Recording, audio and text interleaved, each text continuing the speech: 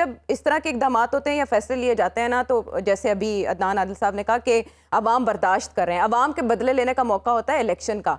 इस तरह की जो अवाम कुछ पॉलिसीज या फैसले हो रहे हैं, इसका ये मतलब है कि अभी इलेक्शंस बहुत दूर है और ऐसा डर किसी को कोई नहीं। देखें, आप समझें जो हुकूमत होती है बनती क्यों है, एक मकसद क्या होता है रियासत का। रियासत एक सोशल कॉन्ट्रैक्ट होता है, एक सब्जेक्ट्स होते हैं और उसके जो आपस में कॉन्ट्रैक्ट करते हैं कि हम लोग मिलके एक रियासत बनाएंगे। जो हमारे जो बुनियादी हकूक हैं जिसमें मेनली जो तीन आते थे, वो था आपका राइट टू लाइफ है, आपका लिबर्टी और प्रॉपर्टी है। उसको प्रोटेक्ट करेगी वो बॉडी पॉलिटिक जो हम बनाएंगे कॉन्ट्रैक्ट करने के बाद, जिसको हम समाजी या इमरानी मुआहदा भी कहते हैं। जी।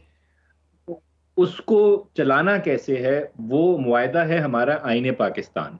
हम्म। और उसको चलाना कैसे, उसमें तर्ज हुकूमत क्या होगी, वो आइन के आपके प्रियम्बल में लिखी हुई है। वो हुकूमत होगी जो through will of the people बनेगी, एक पॉलिटिकल ऑर्डर इस्टेब्लिश होगा। और उस ऑर्डर को हम कहते हैं एक रिस्पॉन्सिबल इलेक्टेड डेमोक्रेटिक गवर्नमेंट। उसके पास मैंडेट होगा कि वो फैसले करे जिससे मेरे ये सारे राइट्स अफेक्ट हों। वो एडवर्सली भी हो सकते हैं, वो पॉजिटिवली भी इफेक्ट हो सकते हैं, लेकिन उसके पास वो राइट होगा कि वो क्या ऐसी पॉलिसीज बनाए जो मुझे अच्छी ना भी लगे, कि लेकिन मैंने उसको क्योंकि वोट दिया है, हम्म। तो वो उनके हक होगा वो फैसला करने का। अब प्रॉब्लम क्या आती है, हम्म। आइन के अंदर सिर्फ वो शिकें हैं जहां पे केयर टेकर गवर्नमेंट का जिक्र है, आर्टिकल 224 और 224 ए आपका। और वो बताती क्या है, वो ये बताती है कि इसका हुकूमत का काम है इलेक्शन कराना, हम्म। दैट इलेक्शन कमीशन की मदद करना। उसके अलावा उस हुकूमत के पास कोई मैंडेट नहीं है कि वो पॉलिसी डिसीजंस ले, आपके आपकी फॉरेन पॉलिसी पे मेजर फैसले करे, आपकी इकोनॉमिक पॉलिसी पे फैसले करे, डिफेंस पॉलिसी पे फैसले करे। वो नहीं कर सकते, उसके पास मैंडेट नहीं है, क्योंकि पीछे लोगों की विल नहीं है। उन्होंने उसका नैरेटिव हुकूमत का नहीं सुना या बयानिया नहीं सुना, उसका मैनिफेस्टो नहीं पढ़ा कि वो हम्म। आके उनके को इजाजत दे के आप ये फैसले कर सकते हो।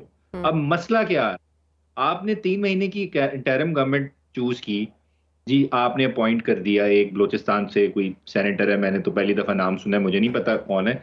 लेकिन वो चले आपके अब प्राइम मिनिस्टर बन गए, वो जिसने भी अपॉइंट कराया वो भी नहीं पता मुझे। खैर, वो बन गए प्राइम मिनिस्टर। उनका काम था भाई, आप पहला आपका जो आप बयान था आप दें कि आपने क्या इलेक्शन टाइम पे कराना है, हम इलेक्शन कमीशन की पूरी मदद करेंगे, सिक्योरिटी हो, फाइनेंस हो, जो भी हो, हम उसके लिए रेडी हैं। हम्म। अब आप एक्सपर्ट रहे हैं जी, हमने फाइनेंस का एक्सपर्ट किसको अपॉइंट करना है, डिफेंस का किसको करना है, मीडिया इंफॉर्मेशन का किसको करना है। भाई ये क्या काम है, आपका काम इलेक्शन कराना है। हम्म। आपने आते साथ 30 रुपए पेट्रोल की या 18 रुपए प्राइस बढ़ा दी। जी। आपको किसने इजाजत दी है, आपको किसने मैंडेट दिया है आप ये इस तरह के फैसले करें मेजर। हम्म। आपको लोगों की मैंडेट नहीं है आपके पास। लेकिन फिर वही बात हो गई, अगर आपने, क्योंकि देखें अब प्रॉब्लम क्या आती है हम्म। आयशा, इस फैसले को कल को अगर मेरा कोई पॉलिटिकल लीडर होता, बिलावल जरदारी साहब की हुकूमत होती या मियां नवाज शरीफ साहब की हुकूमत होती, एटलीस्ट अवाम उनसे ये पूछ सकती थी, तुमने ये पेट्रोल की प्राइस बढ़ाई है, हमें नहीं कबूल ये चीज, हम तुम्हें वोट नहीं देते, हम तुम्हें अकाउंटेबल कर रहे हैं इस बात पे। लेकिन अब क्योंकि अनवारुल हक काकड़ साहब हैं, उनको अकाउंटेबल भी कोई करने नहीं वाला, तो सिर्फ इस तरह की लीडरशिप में और फिर एक डिक्टेटरशिप में जिसमें आपकी मार्शल लॉ होता है, कोई फर्क नहीं रहता। जी। So this is civilian martial law, hmm. Because this person is not responsible for any of the decisions which he will take. Hmm. So आपका बेसिक एसेंस ही खराब है। आप कहते एंड्स जो है वो कभी मीन्स को जस्टिफाई नहीं कर सकते, हमेशा मीन्स एंड्स जस्टिफाई करते हैं। मीन्स आपके कानूनी होने चाहिए, आईनी होने चाहिए और फेयर होने चाहिए। हम्म। इस वजह से इस हुकूमत अगर कोई भी मेजर ये पॉलिसी डिसीजंस लेगी, और अगर ये सोच रहे हैं कि ये 3 महीने से ज्यादा जाएगी, ये 6 महीने करेगी, 8 महीने करेगी, और फिर वो आईएमएफ का प्रोग्राम बंद होने के बाद दोबारा इलेक्शन होगा, तो ये इस मुल्क के साथ बहुत बड़ी ज्यादती होगी, इस अवाम के साथ बहुत बड़ी ज्यादती होगी।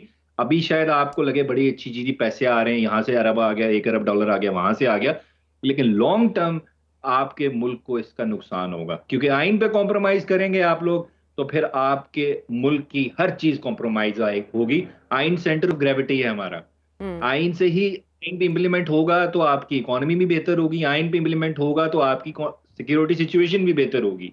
जी। मुझे ये बताएं, आप एग्जाम्पल देता हूँ, पंजाब की टेरम गवर्नमेंट 14 साल के बच्चे को घर से उठा सकती है, 3 महीने के लिए वो जेल में पड़ा रहेगा, लेकिन एक क्रिश्चियन हमारी जो मिनॉरिटी है जी। उनका चर्च आज उस पर हमला होता रहा, उसको जलाते रहे, लेकिन वही पंजाब पुलिस गायब रही। गरीब आदमी के लिए, मासूम आदमी के लिए, पॉलिटिकल वर्कर के लिए तो ये भेड़िया बन जाते हैं, बिल्कुल। लेकिन लाइन जब ऑफ जस्टिस जो अपनी है, मिनॉरिटीज को प्रोटेक्ट करते एक्शन हैं जो है तो वो, आप एक हाँ, शीप बन गए। ये चैलेंज किया जाना, क्या रिजल्ट इसका आ सकता है सामने सुप्रीम कोर्ट में? देखें ये अब supreme court means the supreme court led by Qazi Faez Isa साहब, क्योंकि बंदयाल साहब का आखिरी मेरे ख्याल से this is the last month, तो ये केस मेरे ख्याल से काजी साहब के टाइम भी सुना जाएगा। और बड़े आइन के ऊपर बिलीव करने वाले जज हैं, काफ़ी बहादुर जज हैं, और आई होप के जो आइन की कमांड है उसको अपहोल्ड करेंगे वो, नहीं, और आपने ऐसा ऐसा क्यों कहा फैसला। कि ये तभी सुना जाएगा? ये इंतहाई अहम नौइयत का मामला नहीं है, और उसमें 2 निगरान वज़ीर आला के हवाले से जो नुक्ता उठाया गया, फिर काउंसिल ऑफ कॉमन इंटरेस्ट की जो तश्कील है उसको भी गैर आइनी कहा गया है, ये नुक्ते अहम नहीं है और फौरी समात के मुतकाजी नहीं है? देखिए, जब कोई चीज़ चैलेंज की जाती है तो एक तो उसका फैसला भी किया जाता है चैलेंज, और साथ उसकी जो कॉम्पोजिशन है वो भी चैलेंज की जाती है। अब उसमें लिखा हुआ है आइन में, आपके जो काउंसिल ऑफ कॉमन इंटरेस्ट होगी उसमें आपके सारे चीफ मिनिस्टर्स, प्राइम मिनिस्टर और 3 फेडरल मिनिस्टर्स उसका हिस्सा होंगे। अब उसमें वर्ड चीफ मिनिस्टर लिखा हुआ है, और मेरी अंडरस्टैंडिंग ये है कि वो चीफ मिनिस्टर वो है जो इलेक्टेड सीएम होगा, वो इंटरिम सीएम की बात नहीं करता। इंटरिम सीएम की बात केयर टेकर की वहीं आती है जब आपके आर्टिकल 224 की बात करता है। उसके अलावा जहां जहां वर्ड इलेक्टेड सीएम लिखा हुआ है, that means the elected CM, not the care taker CM. तो बिल्कुल ये इस बेसिस पे चैलेंज किया जा सकता है कि जिसके 2 मेंबर्स जो थे वो एज पर द कॉन्स्टिट्यूशन का जो स्पिरिट है, आपका जो आइन का जो इलेक्शन पे फोकस करता है, इलेक्टेड लोगों पे फोकस करता है, उसके मुताबिक नहीं था। और उसके अलावा देखिए, मैं पहले कह चुका हूं, आप बेशक काउंसिल ऑफ कॉमन इंटरेस्ट, क्योंकि उनके पास पावर है, एंट्री है उस फेडरल लेजिस्लेटिव लिस्ट में, उन्होंने ही सेंसस अप्रूव करना होता है, वो उन्होंने कर दिया।